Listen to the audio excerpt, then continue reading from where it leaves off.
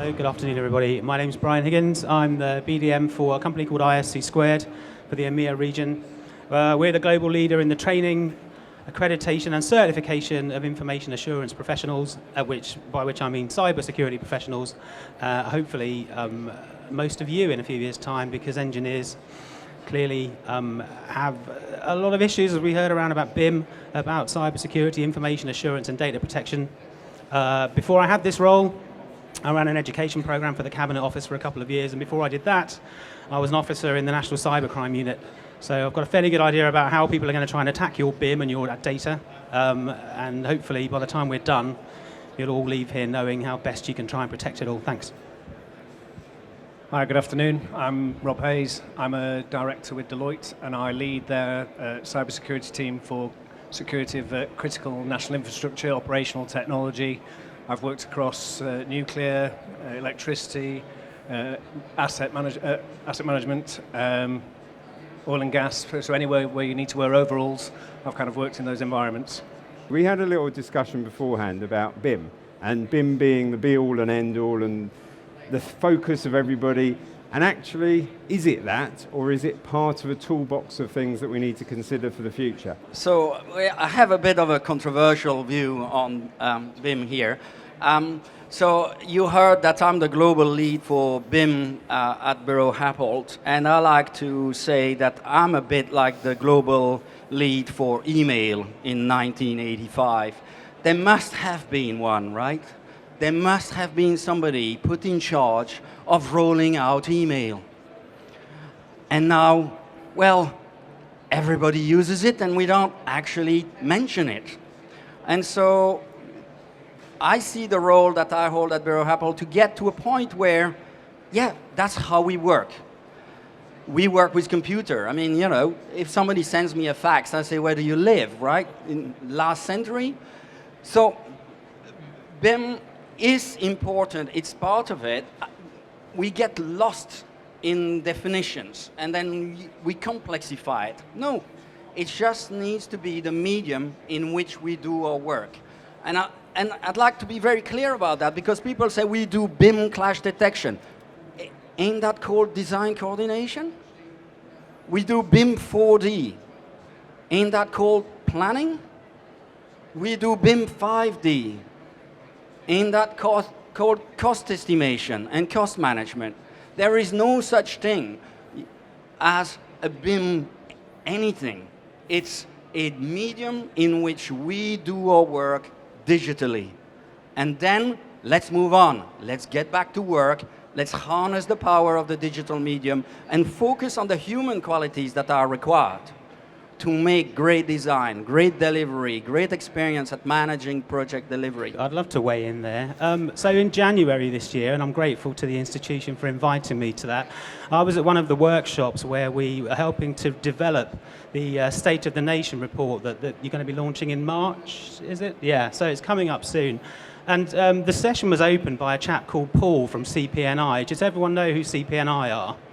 It's the Centre for the Protection of National Infrastructure, which is a branch of MI5, which is why everyone who works there is called Paul. He stood up at the beginning of that presentation and he showed us a slide of the BIM for the new building they're sticking up in Victoria now, that's going to house, among other things, one half of the National Cyber Security Centre, which is attached to GCHQ.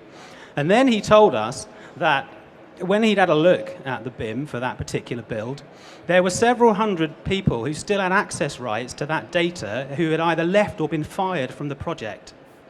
So I know that BIM is the medium in which you do your work, and it's a great medium to have, but that medium needs to be secure, and you need to know how to secure it. This is one of the dangers, that we can have all this great technology, but if it's not used in the right way, we're exposing ourselves to a security risk which might have implications other than just a bit of hacking.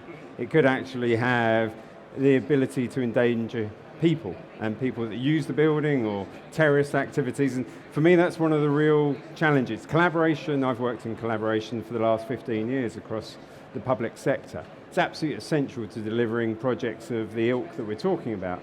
But if we don't do it in a secure methodology, we're actually putting ourselves in real danger. if you're not designing something with security in mind and you're not designing it to operate it securely, how on earth can you think that you're going to design something securely? So it's got to be right through the life cycle of construction, right from the analysis right through to decommissioning of a building. Security has to be absolutely underpinning everything. Completely agree with that. Rob, I don't know if you want to add to that. Sure. Just to endorse what everyone said here, you know, with the BIM is a very small part of the industrial revolution that's going on in built environment at the moment, and as we move on with things, the introduction of things like the Internet of Things and Smart City, we need to be very mindful about the implications of security in that arena. I don't know how many people are designers in the audience. Are there any? You can put your hands up if you want. A few. How many of you are actually thinking about security when you're designing infrastructure or designing building? You're all going to say yes, which is great. But there's many out there that don't. And this is part of what Alain was saying. It's about culture. It's about actually embedding change in the way that we do things. And security is one huge thing, but collaboration is also huge. And Alain, you made some really interesting points, particularly around sharing data and open data. And within the commercial world, sharing data is something that in the last century you wouldn't do ever. But we're now moving into a world where actually sharing data is something that actually is encouraged. And I just wonder if the panel could give some views on why we should be thinking more about sharing data and collaborating. I think we need to look at what other industries have been doing. If you look at oil and gas, they've been collaborating on real-time data for the past 10, 15 years, and that's bringing multiple organizations together to get more out of the oil fields and the seismic information, and they've been doing that in very remote, challenging locations. I think if you look at the other industries such as electricity, etc., they've also been doing it as well, so I think we need to get in there. But these companies are all very security-minded. Oil and gas have been very security-minded for the past 15, 20 years, so has the electricity industry. And I think it's instilling that culture of change, that culture of security, and that culture of collaboration. I'm not sure you can do one without the other. Brian. Collaboration is clearly a brilliant thing. It can help make your business or your project more resilient, more profitable, and run better. But you have to underpin it all with the fundamental idea that not everybody needs to know everything. So if you're running BIM, you need to run BIM with a security architect running it for you. That's a cybersecurity role. You can actually train to be one, and we'll certify you if you want. But it's really quite counterproductive to have an open BIM model that everyone can access every level of, because depending on your place in the grand scheme of things in the hierarchy, you don't need to know everything that's happening in the design and construction of a new building or a new project. So really, and I'm really pleased there's quite a lot of UTC students here, aren't there? Yeah, so remember all this when you go back, because you're the new generation of cybersecurity and engineering professionals, and you need to be embedding security in everything you go and design, whether you're at school, college, or in the profession. So in about 5 or 10 years, this panel will be defunct, because all of the new lot will have got this and sorted it out. Absolutely, and I think... Oh, sorry. Go on, Rob. Just to ask a question, is everyone aware of the fact that the new international standard for collaborative working was published last week? No, so have a look. It's what we need is more collaboration here. So it's ISO 44001. Have a look on the BSI website. Loads of information. It's the new standard that used to be BS 11000. So yeah, check it out. It's good. I wanted to react on the earlier question, or Certainly. the earlier part of the question, which was, why collaborate and why don't we? We've built for 2,000 years plus out of documents, and we've ended up in a place where we build how we build, and we do it on documents. And there isn't really a good market dynamic today for collaboration in our industry, delivering a better outcome that rewards the one that chooses to collaborate. And I think that's why we still need to invent the future. I don't know if you saw yesterday, for example, Facebook released for free their server design. They said, here it is, the community. It's for you. You want to build a data farm because everybody does need one of those. Here is the design. You probably know, but it's worth stating, 95% of the internet works on Apache servers that are part of a collaborative design exercise called Linux. So I don't see yet how we're going to get to that point. What I do see is a sector that is digitizing and a sector that is 50% inefficient. And when you put those two things together, some smart cookie, somewhere in a garage not far from here, is inventing what will transform and disrupt our industry. And I invite everybody to think like that and think, okay, let's take a bit of a risk here, let's collaborate, let's make collaboration work. There will be a way to survive economically. I'm a chartered civil engineer, a fellow of the Institution of Civil Engineers, and I am currently working in Qatar on a project as a senior infra coordination manager. With me is my client also from Qatar Foundation, and we're attending all 3 days. Brilliant. Now, I'm a simple engineer. I am looking to use BIM and digital technology on my projects, and they are infrastructure mainly, but they have a lot of buildings as well. We're talking about maybe 20 high-profile colleges of education in a small city in Qatar. And we're worried about the security and the threat of somebody having that information about the infrastructure, kilometers and kilometers of utilities, as well as underground parking and above ground structures, including a hospital. So, as a simple engineer, I am charged with applying the BIM technology and other type of digital technology. But please tell me, how am I supposed to know how to secure it when I don't know necessarily the legal jargon, or from a security point of view, how to apply that? So I think, forgetting the legal side, you need to work out who owns the BIM. Because who owns the BIM needs to be responsible for securing it. Because the problem in construction is you have large industries who need access to BIM, and you have companies of 2 people. And those companies of 2 people are not going to have the ability to have really strict security requirements put on them. So you need to create a solution that's transparent to all organizations, and you own and manage the security of that BIM system. Because not all organizations have that level of security or that level of capability. And if you start putting strict security requirements on small tin pot companies, they will not be able to comply, and you will lose that capability. So it's about taking ownership and putting the right governance in place. It's all about governance, ownership, and culture. For me, and I come from a technical background, throwing more cyber at a cyber problem is a problem. It's not going to solve your problem. Yeah. It's all about the awareness, the culture, and the governance. And you get those things in place, and you might need about 20 or 30% technology to go on top of that later. Awesome. I completely endorse everything that you just said, mate. Well done. But I would also add, I would take a 2-pronged approach to your issues. First of all, you need to protect your perimeters, so the entirety of your BIM as a single entity.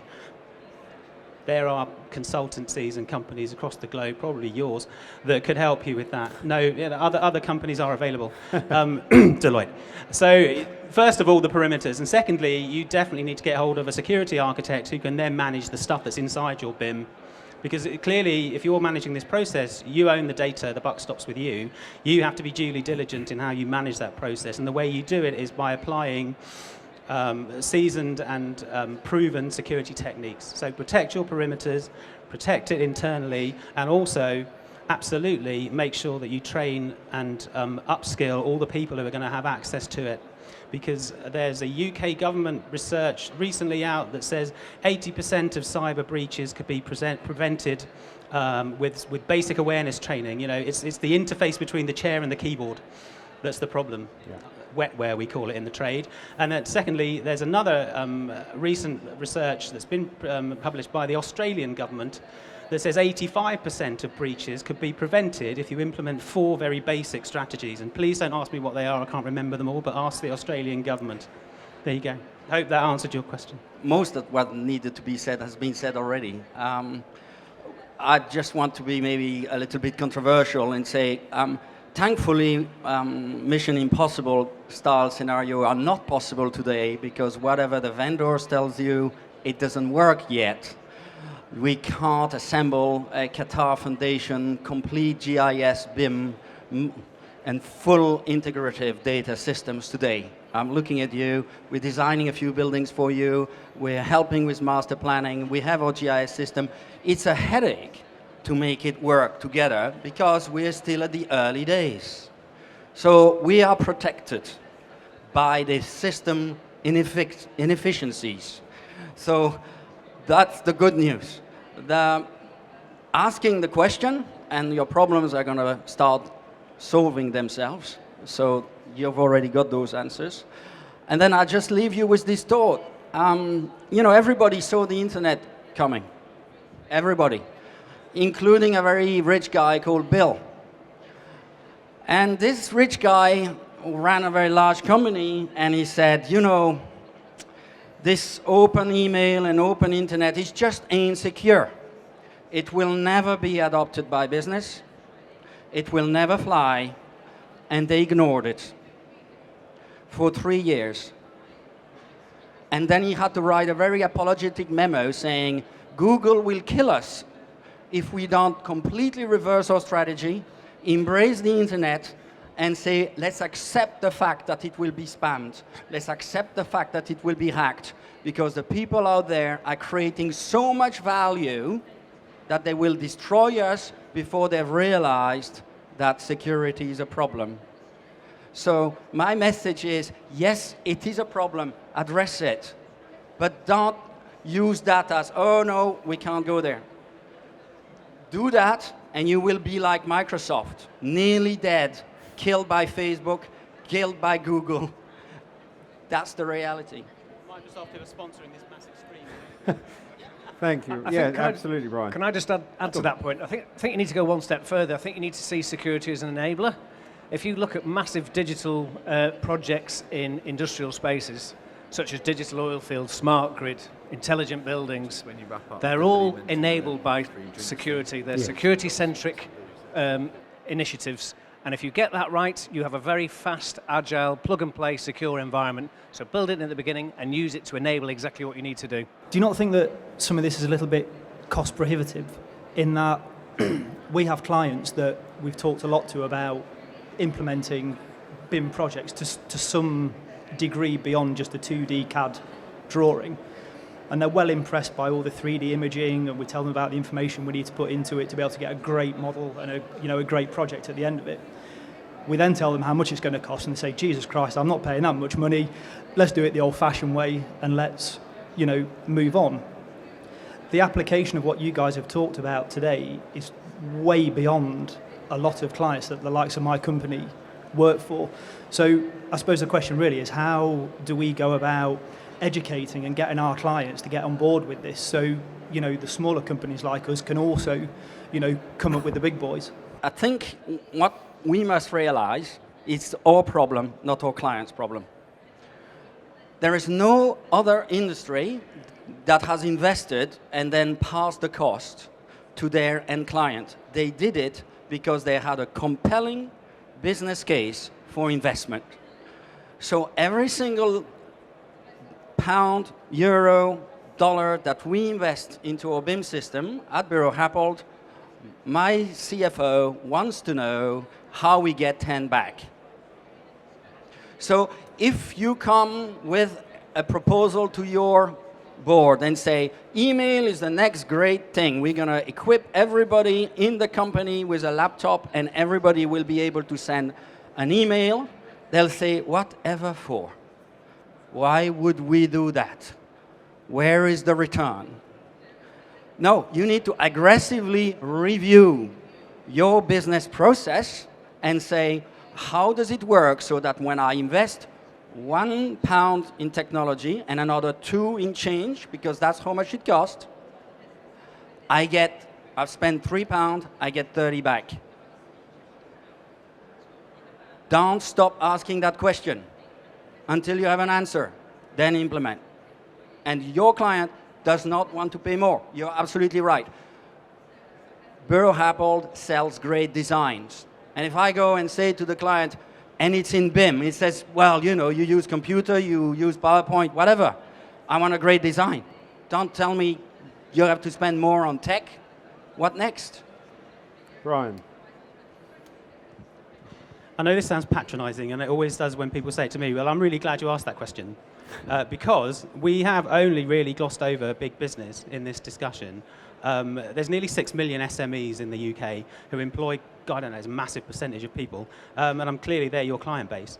My basic advice, really, really basic, and I might get a few eye rolls from some people in the audience here, is first of all, go and download the 10 steps from GCHQ, which is the baseline expectations that government have of every board member of every company in the cybersecurity space. And then, if they've got 300 or 400 quid that they're happy to sling at cybersecurity, get them to do Cyber Essentials, which is the baseline cyber hygiene check for every company in the UK.